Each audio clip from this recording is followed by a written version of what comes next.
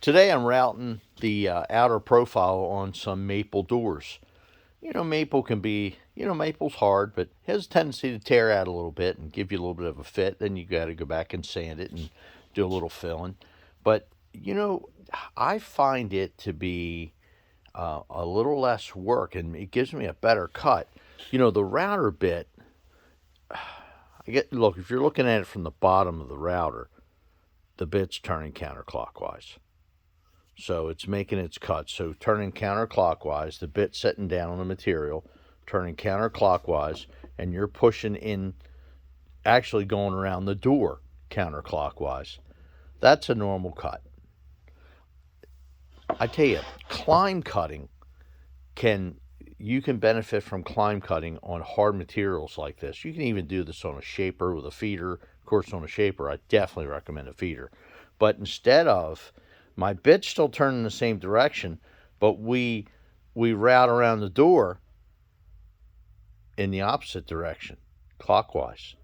So the bit's turning counterclockwise.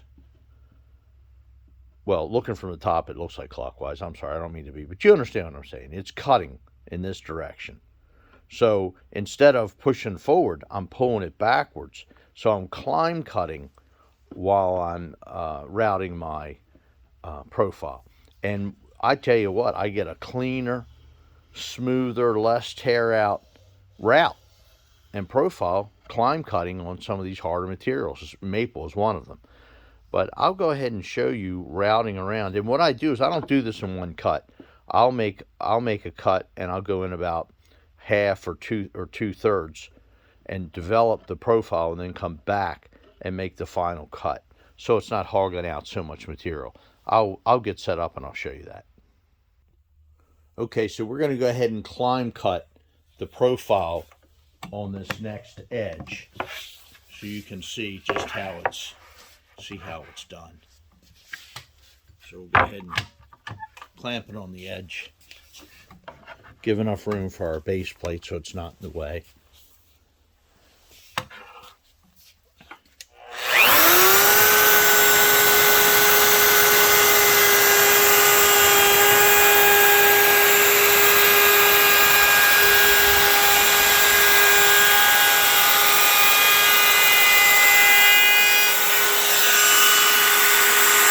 Now you can see part of the profile started.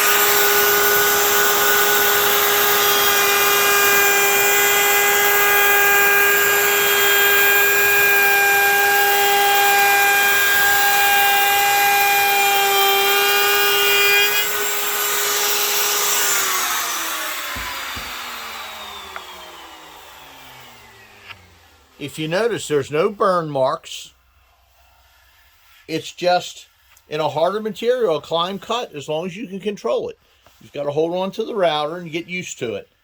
But I always like to go in and at least take an initial cut and then a second cut. I don't try to hog it all out at once. You'll get a cleaner cut with less tear out.